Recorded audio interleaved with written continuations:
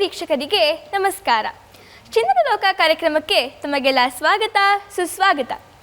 ಇಂದಿನ ಸಂಚಿಕೆ ನೆನಪಿನ ಶಕ್ತಿಗೊಂದು ಯುಕ್ತಿ.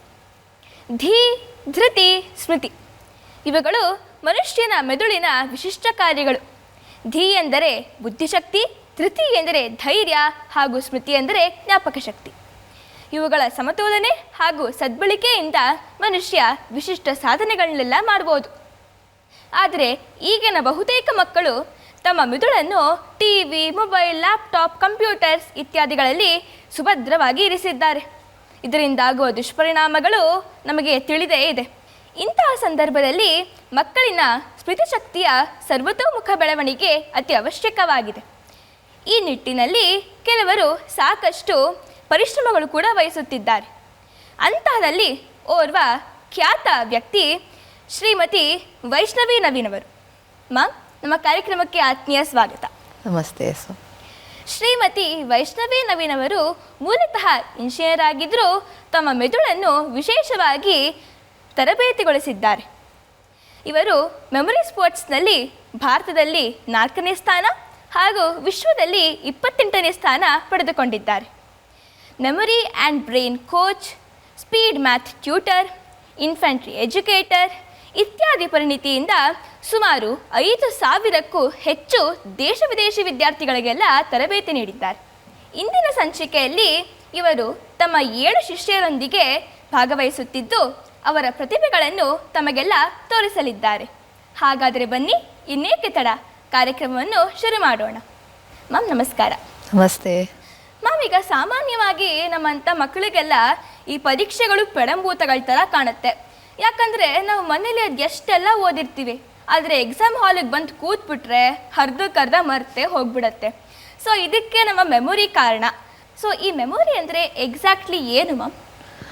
ಇವಾಗ ನಮ್ಮ ಸುತ್ತಮುತ್ತಲಿನ ಪರಿಸರದಲ್ಲಿ ನಾವು ಏನೇ ಒಂದು ನೋಡಿದ್ರೂ ಒಂದು ಇನ್ಫಾರ್ಮೇಷನ್ ಅದನ್ನು ನಾವು ಜ್ಞಾಪಕ ಇಟ್ಕೊಳ್ತೀವಿ, ನೋಡ್ತೀವಿ, ಸ್ಟೋರ್ ಮಾಡ್ತೀವಿ, ಆಮೇಲೆ ಅದನ್ನೇ ರೀಕಾಲ್ ಮಾಡ್ಲಿಕ್ಕೆ ಟ್ರೈ ಮಾಡ್ತೀವಿ, ಅಂದರೆ ಅದನ್ನೇ ಸ್ಮರಿಸ್ತೀವಿ.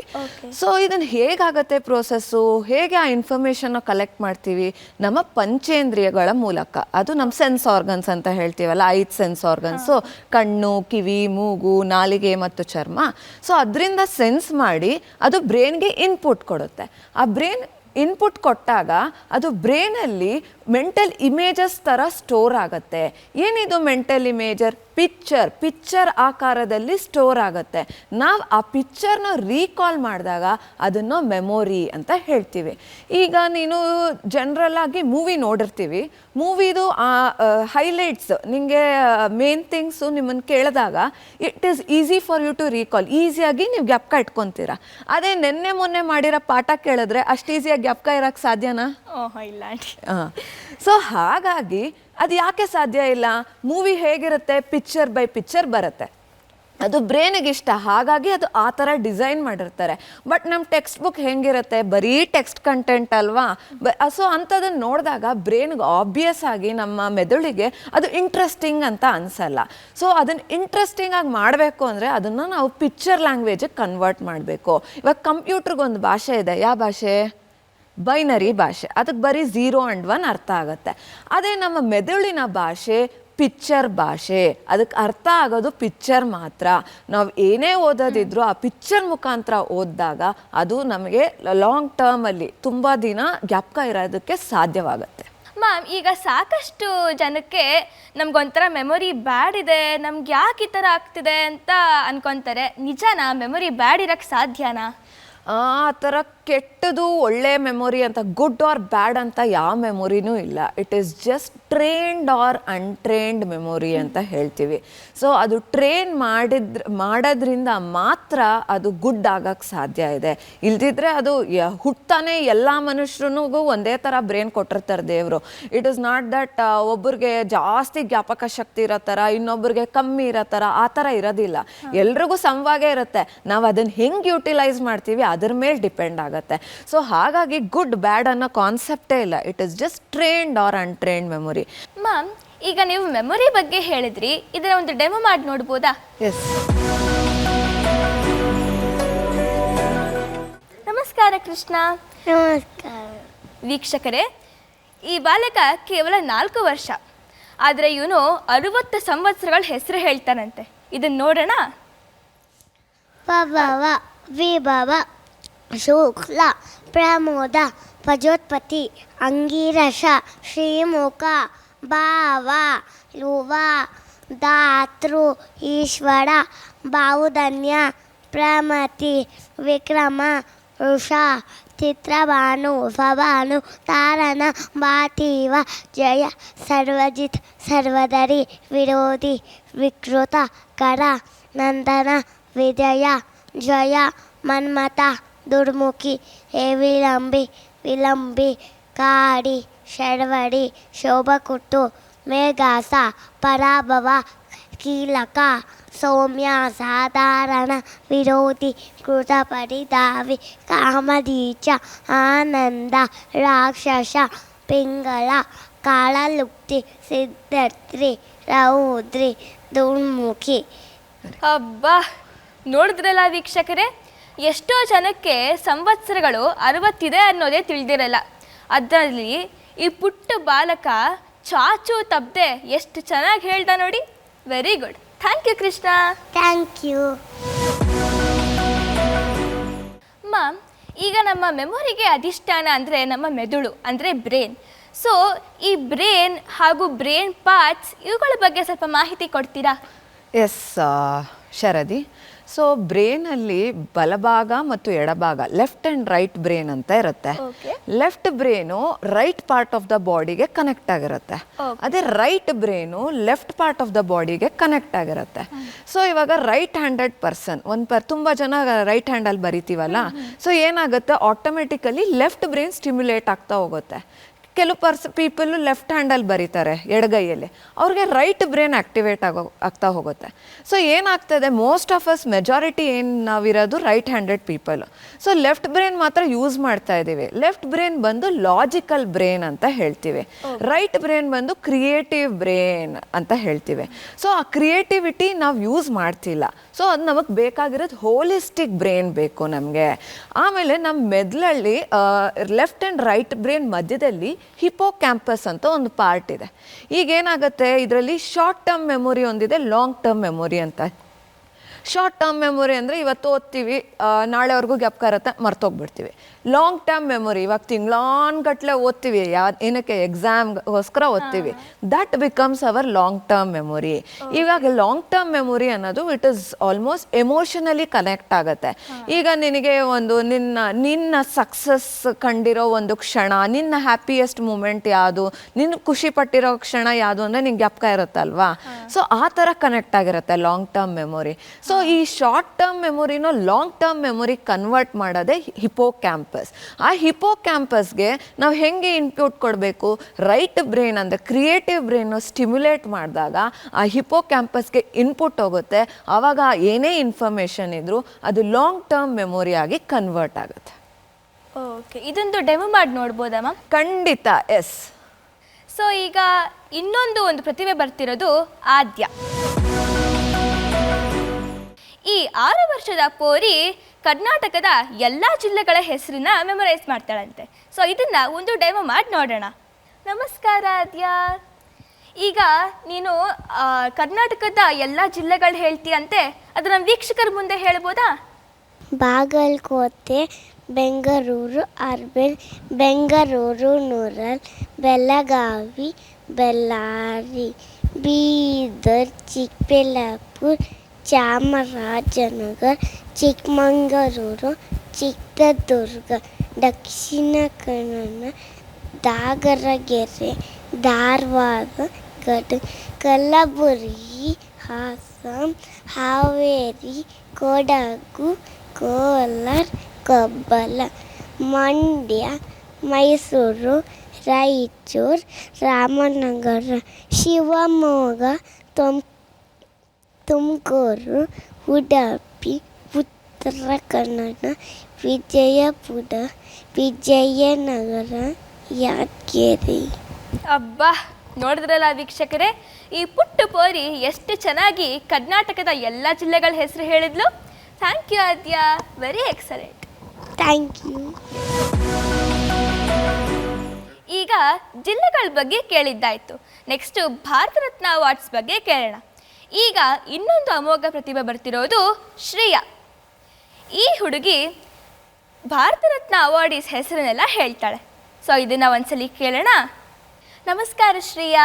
ನಮಸ್ಕಾರ. ನಿಮಗೆ ಎಷ್ಟು ವಯಸ್ಸು? 10 years. ಓಕೆ. ಸೊ ಈಗ ಭಾರತದ ಅತ್ಯುನ್ನತ ನಾಗರಿಕ ಪ್ರಶಸ್ತಿ ಅಂದರೆ ಭಾರತ ರತ್ನ. ಸೊ ಈ ಭಾರತ ರತ್ನ ಸುಮಾರು 45 ಜನ ಗಳಿಸಿದ್ದಾರೆ. ಆ 45 ಜನಗಳ ಹೆಸರು ಈಗ ನಮ್ಮ ಶ್ರೇಯಾ ಹೇಳ್ತಾಳೆ. ಶುರು ಮಾಡೋಣ ಶ್ರೇಯಾ? ಹಾಂ ಹೇಳಿ. Rajagopalachari, Sarvepalli Radhakrishnan, C V Raman, Bhagwan Das, sir M Visvesvaraya, Jawaharlal Nehru, Govind Ballabh, Keshav Kar, B C Roy, Purushottam Das, Rajendra Prasad, Zakir Hussain, Pandurang Vaman, Lal Bahadur Shastri, Indira Gandhi, Venkatagiri, Kumaraswamy, mother Teresa, Vinoba Bhave, Abdul Ghaffar Khan, M G Ramachandran, B R Ambedkar, Nelson Mandela, Rajiv Gandhi, Sardar Vallabhbhai Patel, Morarji Desai, Maulana Abdul Kalam Azad, Ratan ji Tata, Satyajit ರೇ, Gulzarilal Nanda, Aruna Asaf Ali, A P J Abdul Kalam, M S Subbulakshmi, Subramaniam, Jayaprakash Narayan, Amartya Sen, Lokpriya Gopinath, Pandit Ravishankar, Lata Mangeshwar, Bismillah Khan, Bhimsen Joshi, C N R Rao,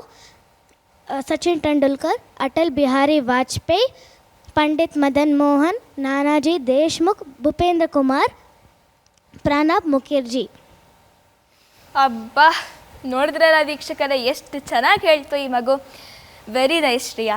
ಇದನ್ನು ನೀವು ಯಾವ ವಯಸ್ಸಿಂದ ಶುರು ಮಾಡಿದ್ರಿ?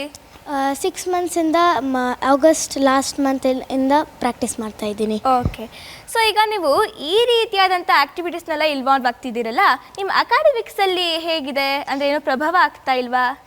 ಹಾಂ, ತುಂಬ ಪ್ರಭಾವ ಆಗ್ತಾಯಿದೆ. ನಾನು ಮೆಮೊರಿ ಸ್ಪೋರ್ಟ್ಸ್ ಜಾಯ್ನ್ ಆಗೋ ಮುಂದೆ ನಾನು 2 chapters 1 hour ತಗೊತಾ ಇದ್ದೆ. ಇವಾಗ 2 chapters ನಾನು 30 minutesಲ್ಲಿ ಕಂಪ್ಲೀಟ್ ಮಾಡ್ತಾಯಿದ್ದೀನಿ.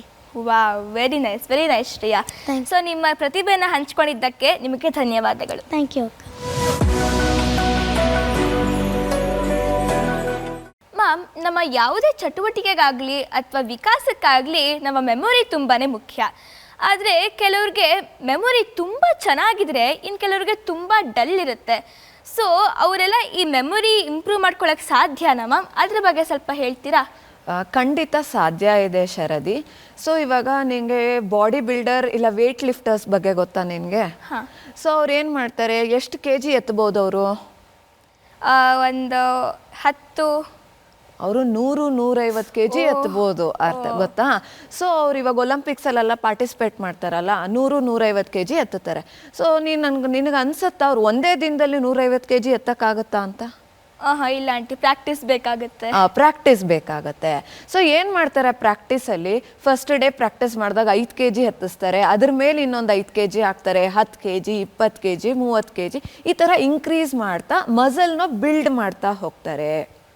ಅದೇ ರೀತಿ ನಮ್ಮ ಬ್ರೈನಲ್ಲಿ ಕೂಡ ಮಸಲ್ಸ್ ಇರುತ್ತೆ. ನಾವು ಆ ಬ್ರೈನ್ ಮಸಲ್ಸ್ನ ಬಿಲ್ಡ್ ಮಾಡಿದಾಗ ನಮಗೆ ಒಳ್ಳೆ ಮೆಮೊರಿ ಸಿಗಲಿಕ್ಕೆ ಸಾಧ್ಯ ಆಗತ್ತೆ. ಸೊ ಆ ಬ್ರೈನ್ ಮಸಲ್ಸ್ನ ಬಿಲ್ಡ್ ಮಾಡೋಕ್ಕೆ ಒಂದಷ್ಟು ಪ್ರಾಸೆಸ್ ಇದೆ, ಒಂದಷ್ಟು ಟೆಕ್ನಿಕ್ಸ್ ಇದೆ. ನಾನು ನಿಮಗೆ ನೆಕ್ಸ್ಟ್ ಇದರಲ್ಲಿ ಒಂದು ಬ್ರೈನ್ ಜಿಮ್ ಎಕ್ಸಸೈಸ್ ಹೇಳ್ಕೊಡ್ತೀನಿ. ಸೊ ಅದರಲ್ಲಿ ನಿನಗೆ ಗೊತ್ತಾಗುತ್ತೆ ಹೇಗೆ ನೀನು ಲೆಫ್ಟ್ ಆ್ಯಂಡ್ ರೈಟ್ ಬ್ರೈನ್ನ ಆ್ಯಕ್ಟಿವೇಟ್ ಮಾಡ್ಬೋದು ಆ ಎಕ್ಸಸೈಸ್ ಮುಖಾಂತರ. ಆಮೇಲೆ ಕಾನ್ಸಂಟ್ರೇಷನ್ ಕ್ವೈಟ್ ಕಾಮನ್ ಚಾಲೆಂಜ್ ನಮ್ಮ ಸ್ಟೂಡೆಂಟ್ಸಿಗೆ.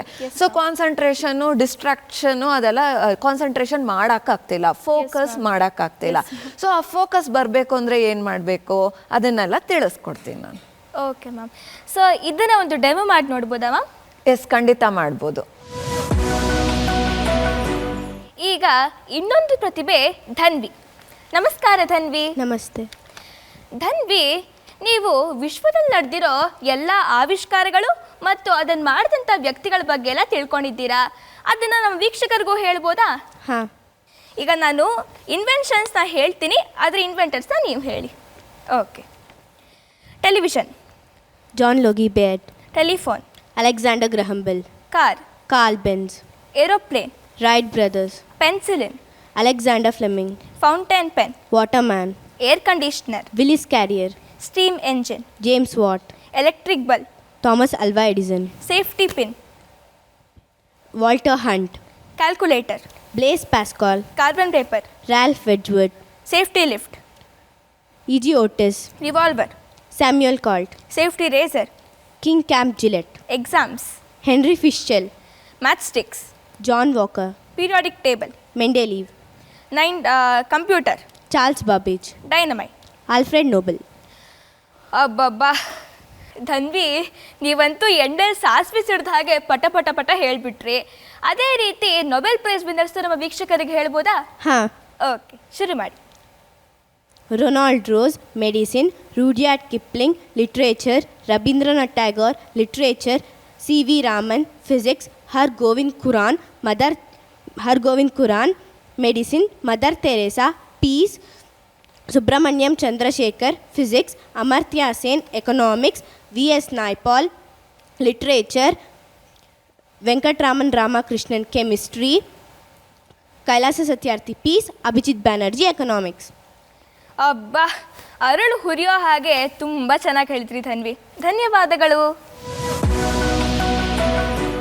ಮ್ಯಾಮ್, ಈಗ ಈ ಮೆಮೊರಿ ಎನ್ಹ್ಯಾನ್ಸಿಂಗ್ ಆ್ಯಕ್ಟಿವಿಟೀಸಲ್ಲಿ ಬ್ರೈನ್ ಜಿಮ್ ಕೂಡ ಒಂದು. ಇದನ್ನು ನಾವು ಕೂಡ ಕಲಿಬೋದಾ? ಇದ್ರ ಬಗ್ಗೆ ಸ್ವಲ್ಪ ಮಾಹಿತಿ ಕೊಡ್ತೀರಾ? ಖಂಡಿತ ಕಲಿಬೋದು. ನೀನು ಈಗಲೇ ಮಾಡ್ತೀಯಾ ರೆಡಿ ಇದೆಯಾ? ಹೇಳ್ಕೊಡ್ತೀನಿ. ಓಕೆ, ಅದಕ್ಕೆ ನೀನು ಕೈ ಖಾಲಿ ಇಟ್ಕೋಬೇಕು.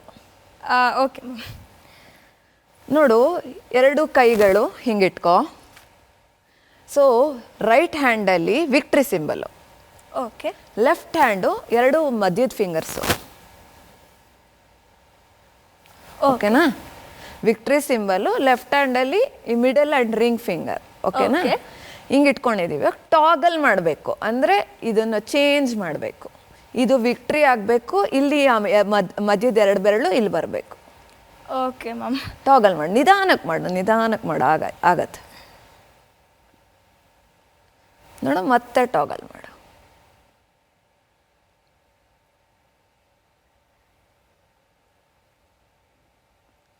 ಇದನ್ನು ಮಾಡೋದ್ರಿಂದ 2 part of the brain stimulate ಆಗುತ್ತೆ. ನಮಗೆ ಯಾವಾಗ ಕಾನ್ಸಂಟ್ರೇಷನ್ ಲ್ಯಾಕ್ ಆಗ್ತೀವಿ, ಕ್ಲಾಸ್ ರೂಮಲ್ಲಿ ಕೂತಿರ್ತೀವಿ, ನಮಗೆ ಟೀಚರ್ ಹೇಳ್ತಾ ಇರ್ತಾರೆ, ಏನೂ ಹೋಗ್ತಾ ಇರಲ್ಲ, ಸುಮ್ಮನೆ ಕೂತಿದ್ದೀವಿ. ಸೊ ಗೊತ್ತಾಗುತ್ತೆ ನಮಗೆ ನಾವು ಡಿಸ್ಟ್ರಾಕ್ಟ್ ಆಗ್ತಾ ಇದ್ದೀವಿ ಅಂತ. ಆ ಸಮಯದಲ್ಲಿ ಇದನ್ನು 1 ನಿಮಿಷ ನೋಡಿ ಹಿಂಗೆ ಇಟ್ಕೋಬೇಕು, ಮಾಡ್ತಾ ಇರಬೇಕು 1 ನಿಮಿಷ. ಅದೇನು ಯಾರಿಗೂ ತೋರಿಸೋದು ಬೇಕಾಗಿಲ್ಲ, ಬೆಂಚ್ ಕೆಳಗಡೆ ಇಟ್ಕೊಂಡು 1 ನಿಮಿಷ ಮಾಡಿದ್ರೆ ನಿಮ್ಮ ಕಾನ್ಸಂಟ್ರೇಷನ್ ವಾಪಸ್ ಬರುತ್ತೆ. ಓಕೆ, ಸೊ ಇದು ವಿಕ್ಟ್ರಿ ಸಿಂಬಲ್ ಹಾಗೂ ಇದು ಮಧ್ಯದ 2 ಬೆರಳು. ಓಕೆ, ಶಿಫ್ಟ್ ಮಾಡು.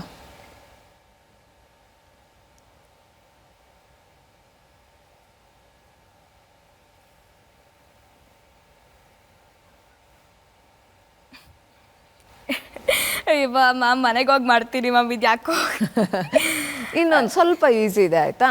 ಓಕೆ. ಇವಾಗ ನೋಡು, ಇದು ರೈಟ್ ಹ್ಯಾಂಡು ಬಲಗೈ ಓಕೆ, ಲೆಫ್ಟ್ ಇಯರ್ ಮೇಲೆ ಇರಬೇಕು, ಎಡ ಕಿವಿ ಮೇಲೆ, ಆಯ್ತಾ? ಓಕೆ. ಇದು ಎಡಗೈ ಮೂಗ್ ಮೇಲೆ ಇರಬೇಕು. ಓಕೆ, ಆಯ್ತಾ? ಕ್ಲ್ಯಾಪ್ ಮಾಡಿ ಫ್ಲಿಪ್ ಮಾಡಬೇಕು, ಆಯ್ತಾ? ಇವಾಗ ಲೆಫ್ಟ್ ಹ್ಯಾಂಡು ಕಿವಿಗೆ ಹೋಗ್ಬೇಕು. ಓ, ಹಾಂ, ಕರೆಕ್ಟ್ ಮಾಡು. ಹಾಂ, ಹಾಗೆ ಕ್ಲ್ಯಾಪ್ ಮಾಡಿ ಫ್ಲಿಪ್ ಮಾಡ್ಬೇಕು, ಹಿಂಗೆ. ಕರೆಕ್ಟ್, ವೆರಿ ಗುಡ್, ತುಂಬ ಚೆನ್ನಾಗಿ ಬರ್ತದೆ. ಈ ಥರ ಒಂದೊಂದು ಎಕ್ಸಸೈಸು 10 ಸತಿ ಮಾಡಿದಾಗ ನಮಗೆ ತುಂಬ ಬೆನಿಫಿಟ್ಸ್ ಕಾಣುತ್ತೆ. ಕಳೆದೋಗಿರೋ ಕಾನ್ಸಂಟ್ರೇಷನು, ಫೋಕಸ್ಸು ಪ್ರತಿಯೊಂದು ವಾಪಸ್ ಪಡೀಲಿಕ್ಕೆ ಸಾಧ್ಯ ಆಗತ್ತೆ.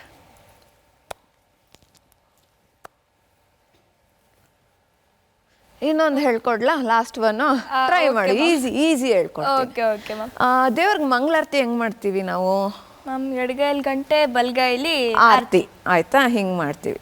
ಬಲಗೈಯಲ್ಲಿ ಎಡಗೈಯಲ್ಲಿ ಗಂಟೆ ಇವಾಗ ಅದನ್ನು ಒಂದು 10 ಟೈಮ್ಸ್ ಹೀಗೆ ಮಾಡಿ, 10 ಸತಿ ಹಿಂಗೆ ಮಾಡಿ ಫ್ಲಿಪ್ ಮಾಡಬೇಕು. ಲೆಫ್ಟ್ ಹ್ಯಾಂಡಲ್ಲಿ ಆರತಿ, ರೈಟ್ ಹ್ಯಾಂಡಲ್ಲಿ ಗಂಟೆ. ಟ್ರೈ ಮಾಡಿ, ಇದು ಈಸಿ ಅಲ್ಲ, ಮಾಡು. Okay ma'am. ಇದು ಸುಲಭ ಬಂತು. ಸೊ ಈ ಥರ ನಾವು ಮಾಡಿದಾಗ ನಾವು ಕಳ್ದೋಗಿರೋ ಕಾನ್ಸಂಟ್ರೇಷನ್ನು ನಮ್ಗೆ ಇಂಪ್ರೂವ್ ಆಗುತ್ತೆ. ಇವಾಗ ನಾವು ಹಲ್ಲು ಉಜ್ಬೇಕಾದ್ರೆ, ಇಲ್ಲ ಸೈಕಲ್ ಓಡಿಸ್ಬೇಕಾರೆ, ಇಲ್ಲ ಕಾರ್ ಓಡಿಸ್ಬೇಕಾದ್ರೆ ನಾವು ಇನ್ಸ್ಪೈಟ್ ಆಫ್ ನಮಗೆ ಹೊರಗಡೆ ಇನ್ನೊಬ್ರು ಮಾತಾಡ್ತಿದ್ರು, ಇಲ್ಲ ಟಿ ವಿ ನೋಡ್ತಿದ್ರು, ಮ್ಯೂಸಿಕ್ ಕೇಳ್ತಿದ್ರು, ನಾವು ಆ ಕೆಲಸ ಮಾಡ್ತೀವಿ. ಯಾಕೆ? ನಮ್ಮ ಬ್ರೈನ್ ಅದು ಪ್ರೋಗ್ರಾಮ್ ಆಗೋಗಿದೆ. ಅದೇ ನಮ್ಮ ಓದು ಅಂತ ಬಂದಾಗ ಓದ್ತಾ ಇದ್ರೆ ಒಂಚೂರು ಟಿ ವಿ ವಾಲ್ಯೂಮ್ ಬಂದ್ಬಿಡ್ತು, ಇಲ್ಲ ಏನೋ ಕುಕ್ಕರ್ ಸೀಟಿ ಕೂಗ್ತು, ಓ ಅಮ್ಮ ಏನೋ ಅಡುಗೆ ಮಾಡ್ತಾ ಇದ್ದಾರೆ, ನಮಗೆ ಡಿಸ್ಟ್ರಾಕ್ಟ್ ಆಗ್ಬಿಡ್ತೀವಿ.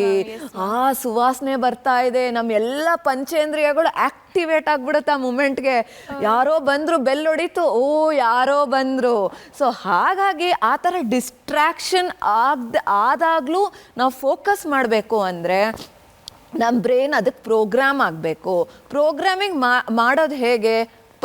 ಕನ್ಸಿಸ್ಟೆಂಟಾಗಿ ಪ್ರಾಕ್ಟೀಸ್ ಮಾಡಿದಾಗ ಪ್ರೋಗ್ರಾಮಿಂಗ್ ಆಗತ್ತೆ, ಬ್ರೈನ್ ಪ್ರೋಗ್ರಾಮ್ ಆಗತ್ತೆ.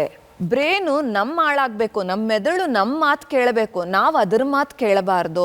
ಅದಕ್ಕೆ ಯಾವಾಗಲೂ ನಾವು ಡಾಮಿನೆಂಟ್ ಆಗಿರಬೇಕು. ಇವಾಗ ನಾವು ಓದಕ್ಕೆ ಕೂತಿರ್ತೀವಿ, ಬ್ರೈನ್ ಹೇಳುತ್ತೆ 10 ನಿಮಿಷ, ಓ ಸಾಕು ನಡಿ, ಓದಿದ್ದು ಸಾಕು, ಆಟಾಡಕ್ಕೆ ಕಾಯ್ತಾ ಇದ್ದಾರೆ ಅಂತ ಹೇಳುತ್ತೆ ಬ್ರೈನು. ಇವತ್ತು ಓದಕ್ಕಾಗಲ್ಲ ನಿನಗೆ, ನಡಿ ಅಂತ ಹೇಳುತ್ತೆ ಟೇಬಲ್ ಮೇಲೆ ಕೂತಾಗ. ಆವಾಗ ನಾವೇನು ಮಾಡಬೇಕು? ಇಲ್ಲ, ನಾನು ಓದ್ತೀನಿ, ಇವತ್ತು 10 ನಿಮಿಷ ಕೂತೀನಿ, ಓದ್ತೀನಿ. ಅದು ಹತ್ತುತ್ತೋ ಇಲ್ವೋ, ನಾವು ಕೂತು ಓದಿದಾಗ ಅದಕ್ಕೆ ಪ್ರೋಗ್ರಾಮ್ ಆಗುತ್ತೆ. ನೆಕ್ಸ್ಟ್ ಡೇ ನೀವು ಮತ್ತೆ ಅದನ್ನೇ ಮಾಡ್ತೀರಾ. ಅವಾಗ ಬ್ರೈನು ಗೊತ್ತಾಗುತ್ತೆ, ಓ ಇದು ಸಖತ್ ಡಿಟರ್ಮೈಂಡ್ ಇದ್ದಾರೆ, 10 ನಿಮಿಷ ಓದಲೇಬೇಕು, ಓದ್ಬಿಡೋಣ ಅಂತ. ಈಗ ಇನ್ನೊಂದು ಕೆಟ್ಟ ಅಭ್ಯಾಸ ಇದೆ, ಸುಮಾರು ಜನ ಬೆಡ್ ಮೇಲೆ ಕೂತು ಓದ್ತಾರೆ. ನಿಂಗೂ ಅಭ್ಯಾಸ ಇದೆಯಾ? ಬೆಡ್ ಮೇಲೆ ಕೂತ್ ಹೋದ್ರೆ ಮ್ಯಾಮ್ ಕಾನ್ಸಂಟ್ರೇಷನ್ನೇ ಹೋಗ್ಬಿಡುತ್ತೆ. ಅದಕ್ಕೆ ಒಂದು ಟೇಬಲ್ ಮೇಲೆ ಅಥವಾ ಸ್ಟಡಿ ಟೇಬಲ್ ಮೇಲೆ ಹೋದ್ರೆ ಸ್ವಲ್ಪ ಕಾನ್ಸಂಟ್ರೇಷನ್ ಇಂಪ್ರೂವ್ ಆಗುತ್ತೆ, ಓದ್ಮೇಲೆ ಗಮನ ಕೊಡ್ಬೋದು ಅಂತ ಟೇಬಲ್ ಮೇಲೆ ಓದ್ತೀನಿ ಮ್ಯಾಮ್. ಓಕೆ, ತುಂಬ ಒಳ್ಳೆ ಅಭ್ಯಾಸ. ಯಾವತ್ತೂ ಬೆಡ್ ಮೇಲೆ ಕೂತು ಓದಬಾರ್ದು. ಈಗ ಸುಮಾರು ಜನಕ್ಕೆ ಅರ್ಲಿ 30-40s ನಿದ್ದೆ ಬರಲ್ಲ ನನಗೆ ರಾತ್ರಿ ಹೊತ್ತು ಅಂತ ಹೇಳ್ತಾರೆ. ಯಾಕೆ? ಸೊ ಏನಾಗೋಗಿದೆ, ನಾವು ಬೆಡ್ ಮೇಲೆ ಕೂತು ಓದಿ ಏನಾಗ್ಬಿಟ್ಟಿದೆ, ಜನರಲಿ ನಾವು ಬೆಡ್ ಮೇಲೆ ಯಾವಾಗ ಹೋಗ್ತೀವಿ? ನಿದ್ದೆ ಮಾಡಕ್ಕೆ ಹೋಗ್ತೀವಿ. ಸೊ ಅಲ್ಲಿ ಸುಮಾರು ಜನಕ್ಕೆ ಏನಾಗುತ್ತೆ, ಬೆಡ್ ಮೇಲೆ ಹೋದ ತಕ್ಷಣ ನಿದ್ದೆ ಬಂದ್ಬಿಡುತ್ತೆ. ಸೊ ಬ್ರೈನ್ ಏನಕ್ಕೆ ಪ್ರೋಗ್ರಾಮ್ ಆಗಿದೆ? ಬೆಡ್ಡು ಅಂತ ನೋಡಿದ ತಕ್ಷಣ ಬ್ರೈನಿಗೆ ಏನು ಅನ್ಸುತ್ತೆ? ನಿದ್ದೆ ಮಾಡಬೇಕು ಅಂತ ಅನ್ಸುತ್ತೆ. ಸೊ ಸುಮಾರು ಜನ ಸುಮಾರು ವರ್ಷ ಬೆಡ್ ಮೇಲೆ ಕೂತು ಓದಿ ಬ್ರೈನಿಗೆ ಅವ್ರಿಗೆ ಏನು ಅನ್ಸ್ಬಿಟ್ಟಿರುತ್ತೆ, ಅವ್ರ ಬ್ರೈನಿಗೆ ಓ ಇಲ್ಲಿ ಕೂತ್ಕೊಂಡ್ರೆ ಓದಬೇಕು, ನಿದ್ದೆ ಮಾಡೋದಲ್ಲ ಅನ್ಸ್ಬಿಡುತ್ತೆ. ಅದಕ್ಕೆ ಅವ್ರಿಗೆ ನಿದ್ದೆ ಮಾಡಕ್ ಆಗ್ತಿರಲ್ಲ. ಸ್ಟೂಡೆಂಟ್ಸ್ಗೆ ಅದ್ರ ವೈಸ್ ವರ್ಸ, ಬೆಡ್ ಮೇಲೆ ಓದ ತಕ್ಷಣ ನಿದ್ದೆ ಮಾಡಬೇಕು ಅನ್ಸುತ್ತೆ. ಸೊ ಹಾಗಾಗಿ ನಾವು ಆ ಬ್ರೈನನ್ನ ಕಂಟ್ರೋಲಲ್ಲಿ ಇಟ್ಕೋಬೇಕು. ನಮ್ಮ ಕಂಟ್ರೋಲಲ್ಲಿ ಬ್ರೈನ್ ಇರಬೇಕು, ಅದ್ರ ಕಂಟ್ರೋಲಲ್ಲಿ ನಾವಿರಬಾರ್ದು. ಅವಾಗ ಸಕ್ಸಸ್ ಅನ್ನೋದು ನಮಗೆ ಈಸಿಯಾಗಿ ಲಭ್ಯ ಆಗತ್ತೆ. Yes ma'am, thank you so much. ನಮ್ಮ ಬ್ರೈನಿನ ಮ್ಯಾಕ್ಸಿಮಮ್ ಕೆಪಾಸಿಟಿ 2.5 ಮಿಲಿಯನ್ ಗಿಗಾಬೈಟ್ಸ್, ಅಷ್ಟು ಕೆಪಾಸಿಟಿ ಇದೆ. Engineers day 15 September. World population day 11th July. Brain ಮಸಲ್ಸ್ನ ಬಿಲ್ಡ್ ಮಾಡೋದು, ಅದಕ್ಕೆಲ್ಲ ಒಂದಷ್ಟು ಟೆಕ್ನಿಕ್ಸ್ ಇದೆ. ರಾಜ ರಾಧೆ ಜಾಕಿಯಾಗಿ ಹೋಗ್ತಾ ಇದ್ರು, ಗಿರಿ ಹತ್ತಕ್ಕೋದ್ರು, ಬಿದ್ದೋದ್ರು, ಫಕೀರ್ ಬಂದರು, ನೀಲಿ ಬಣ್ಣದ ಕಲ್ಲು ಕೊಟ್ಟರು, ಜೈಲ್ಗೆ ಹಾಕಿದ್ರು. ಆಮೇಲೆ ವೆಂಕಟರಮಣನ ಮೊರೆ ಹೋದ್ರು, ಶಂಕರ ದಯಾ ತೋರಿಸು ಅಂದರು, ನಾರಾಯಣ ಕಾಪಾಡಪ್ಪ ಅಂದರು, ನಾರಾಯಣ ಕಲಂ ಕೊಟ್ಟರು, ಪ್ರತಿಭೆ ಇದ್ದರೆ ಪತ್ರ ಬರಿ ಅಂತಂದರು, ನನಗಿಲ್ಲ ಅಂದಾಗ ಪ್ರಣಾಮ ಮಾಡು ಅಂದರು, ರಾಮೇಶ್ವರಕ್ಕೆ ಹೋಗಬೇಕು, ಅಲ್ಲೋಗಿ ಪ್ರಣಾಮ ಮಾಡಬೇಕು ಅಂತಂದರು. IPC section 82, act of child under the age of 7. 147, punishment for rioting. 160, punishment for committing an affray. 171G, false statement in connection with election. Use it or lose it. ನಾವು ಯೂಸ್ ಮಾಡಿಲ್ಲ ಅಂದರೆ ನಾವು ಅದನ್ನು ಕಳ್ಕೋಬೇಕಾಗತ್ತೆ. Montenegro, Podgorica, Romania, Bucharest, Estonia, Tallinn, Finland, Helsinki, Colombia, Bogota. ಈ ಸಂಚಿಕೆಯ ಮತ್ತೊಂದು ಭಾಗವನ್ನು ಮುಂದಿನ ಸಂಚಿಕೆಯಲ್ಲಿ ನೋಡೋಣ. ಧನ್ಯವಾದಗಳು.